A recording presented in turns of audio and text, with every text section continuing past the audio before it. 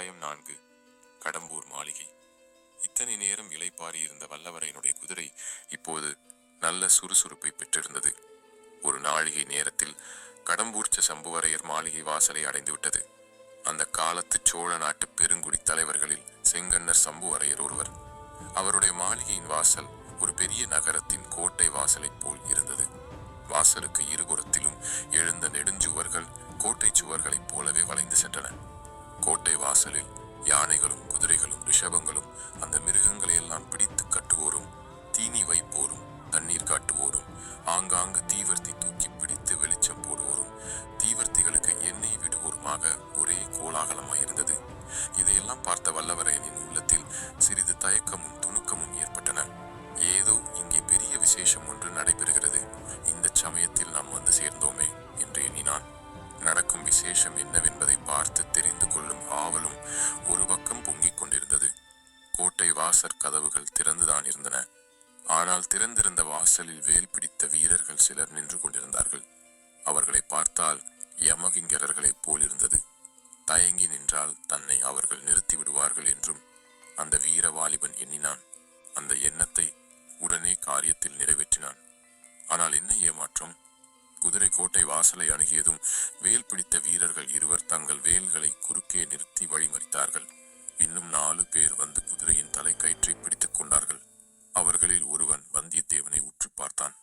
இன்னொருவன் தீவர்த்தி கொண்டு வந்து உயரத் தூக்கி முகத்துக்கு நேரே பிடித்தான். வல்லவரையன் முகத்தில் கோபம் கொதிக்க, இதுதான் உங்கள் ஊர் வழக்கமா? வந்த விருந்தாளிகளை வாசலிலேயே தடுத்து நிறுத்துவது என்றான். நீ யார் தம்பி?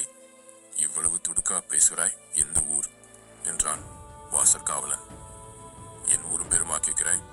வானகபாடி நாட்டு திருவல்லம் என் ஊர்.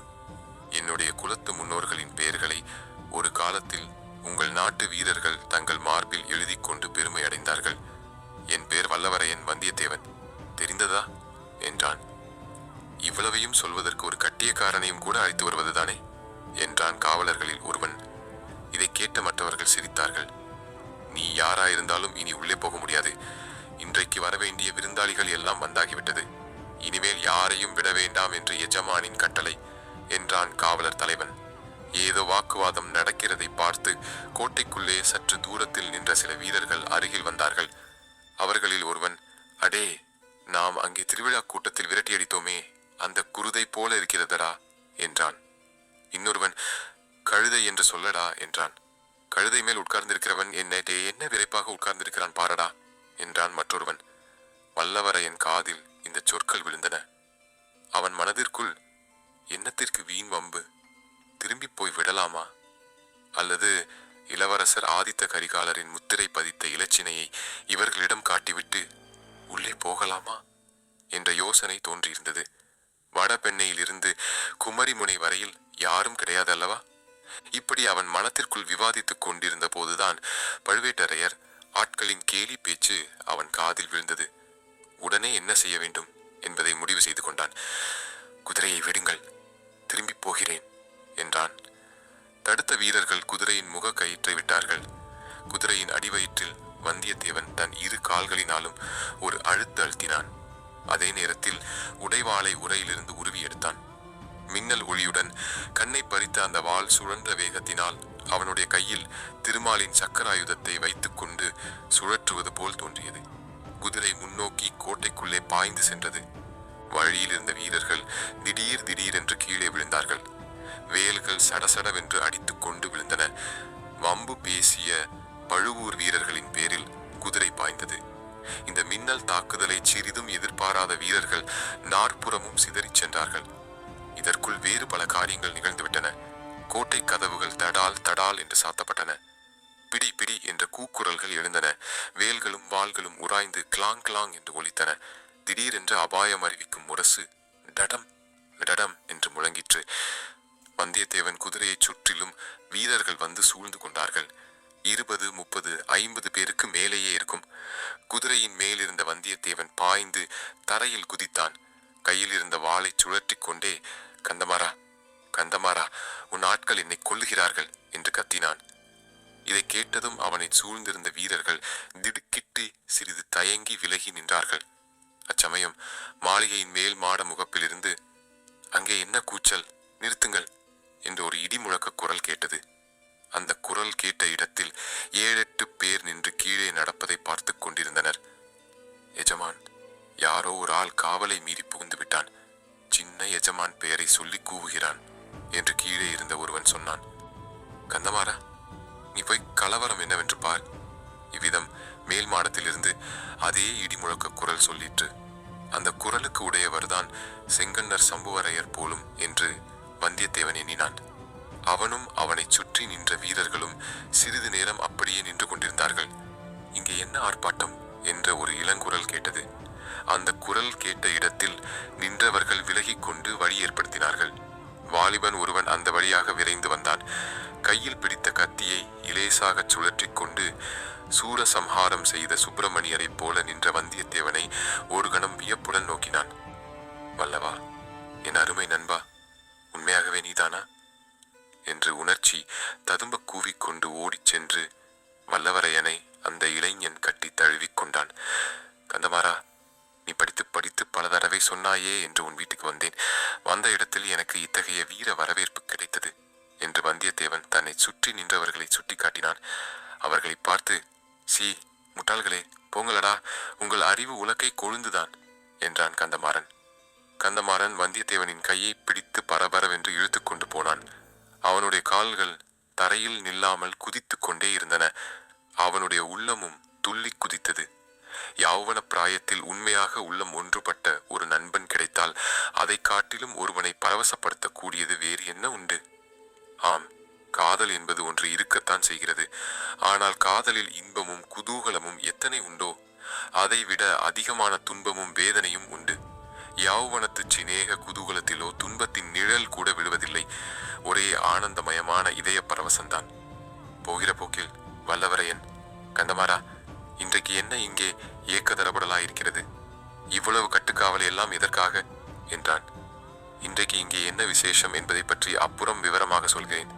நீயும் நானும் பெண்ணை ஆற்றங்கரை பாசறையில் தங்கியிருந்த போது பழுவேட்டரையரை பார்க்க வேண்டும், மழவரையரை பார்க்க வேண்டும், அவரை பார்க்க வேண்டும், இவரை பார்க்க வேண்டும் என்று சொல்வாயே, அந்த அவர் இவர் சுவர் எல்லோரையும் இன்றைக்கு இங்கேயே நீ பார்த்து விடலாம் என்றான் கந்தமாறன். பிறகு விருந்தாளிகள் அமர்ந்திருந்த மாளிகை மேல் மாடத்துக்கு வல்லவரையனை கந்தமாறன் அழைத்துச் சென்றான். முதலில் தன் தந்தையாகிய சம்புவரையரிடம் கொண்டு போய் நிறுத்தி, அப்பா, என் தோழன் வானர் குலத்து வந்தியத்தேவனை பற்றி அடிக்கடி தங்களிடம் சொல்லிக் கொண்டிருப்பேனே, அவன் இவன்தான் என்றான். வந்தியத்தேவன் பெரியவரை கும்பிட்டு வணங்கினான். வரையர் அவ்வளவாக மகிழ்ச்சி அடைந்ததாக தோன்றவில்லை. அப்படியா? கீழே அரண்மனை வாசலில் அவ்வளவு கலவரம் செய்தவன் இவன்தானா என்று கேட்டார். கலவரத்துக்கு காரணம் என் தோழன் அல்ல, வாசல் காப்பதற்கு நாம் அமர்த்தியிருக்கும் மூடர்கள் என்றான் கந்தமாறவேல். இருந்தாலும் இன்றைய தினம் பார்த்து, அதுவும் இருட்டி அரை ஜாமத்திற்கு பிறகு, இவன் இவ்வளவு ஆர்ப்பாட்டத்துடன் வந்திருக்க வேண்டியதில்லை என்றார் சம்புவரையர். கந்தமாறவேலின் முகம் சுருங்கிற்று. மேலும் தந்தையுடன் வாதமிட அவன் விரும்பவில்லை. வந்தியத்தேவனை அப்பால் அழைத்துச் சென்றான். வந்திருந்த விருந்தாளிகளுக்கு மத்தியில் நடுநாயகமாக ஓர் உயர்ந்த பீடத்தில் அமர்ந்திருந்த பழுவேட்டரையரிடம் அழைத்து போய், மாமா, இவன் என் ஆருயிர் நண்பன் வந்தியத்தேவன், வான பேரரசர் குலத்தவன். இவனும் நானும் வடபெண்ணைக்கரை பாசறையில் எல்லைக்காவல் புரிந்து கொண்டிருந்தோம். அப்பொழுதெல்லாம் வீராதி வீரர் பெரிய பழுவேட்டரையரை பார்க்க வேண்டும் என்று ஓயாது சொல்லிக் கொண்டிருப்பான். பழுவேட்டரையர் திருமேனியில் 64 போர்க்காயங்கள் இருப்பது உண்மைதானா என்று கேட்டுக்கொண்டிருப்பான். ஒரு நாள் நீயே எண்ணி பார்த்துக்கொள் என்று நான் சொல்லுவேன் என்றான். பழுவேட்டரையர் சுருங்கிய முகத்துடன், அப்படியா தம்பி, நீயே எண்ணி பார்த்தால் ஒழிய நம்ப மாட்டாயோ? அவ்வளவு அவநம்பிக்கையா உனக்கு? வானர் குலத்தை காட்டிலும் வேறு குலத்தில் வீரம் இருக்க முடியுமா என்ற சந்தேகமோ என்றார். தோழர்கள் இருவருமே திடுக்கிட்டு போனார்கள். தோத்திரமாக சொன்னதை இப்படி இவர் குதர்க்கமாக எடுத்துக்கொள்வார் என்று எதிர்பார்க்கவில்லை. வந்தியத்தேவனுடைய மனத்தில் எரிச்சல் குமுறியது. ஆயினும் வெளியில் காட்டிக்கொள்ளாமல், ஐயா, பழுவேட்டரையர் குலத்தின் வீரப்புகழ் குமரி முனையிலிருந்து இமயம் வரையில் பரவி இருக்கிறது. அதை பற்றி சந்தேகிப்பதற்கு நான் யார் என்று பணிவுடன் சொன்னான். நல்ல மறுமொழி, கெட்டிக்கார பிள்ளை என்றார் பழுவேட்டரையர். இந்த மட்டில் பிழைத்தோம் என்று வாலிபர்கள் இருவரும் அங்கிருந்து வெளியேறினார்கள். அப்போது சம்புவரையர் தமது மகனை அழைத்து காதோடு, உன் தோழனுக்கு சீக்கிரம் உணவு அளித்து எங்கேயாவது ஒரு தனி இடத்தில் படுக்கச் சொல்லு. நீண்ட பிரயாணம் செய்து களைத்து போயிருக்கிறான் என்றார். மாரவேல் கோபத்துடன் தலையை அசைத்துவிட்டு போனான். பிறகு மாரவேல் வந்தியத்தேவனை அந்த புறத்துக்கு அழைத்து சென்றான். அங்கே பெண்கள் பலர் இருந்தார்கள். மாரவேலின் அன்னைக்கு வந்தியத்தேவன் நமஸ்காரம் செய்தான்.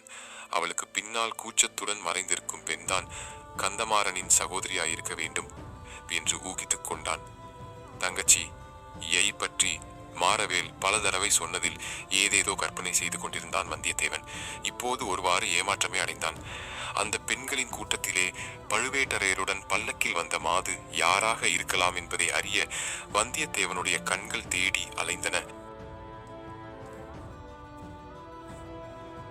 என்ன நண்பர்களே, இந்த கதை பிடிச்சிருக்கா? கதை பிடித்திருந்தால் லைக் செய்து உங்கள் நண்பர்களுக்கும் பகிருங்கள். இந்த கதையை பற்றிய உங்க கருத்துக்களை கமெண்டில் தெரிவியுங்கள். நீங்க நம்ம சேனலுக்கு புதியவரா இருந்தா சப்ஸ்கிரைப் செய்து பெல் நோட்டிபிகேஷனையும் ஆன் செய்ய மறந்துடாதீங்க.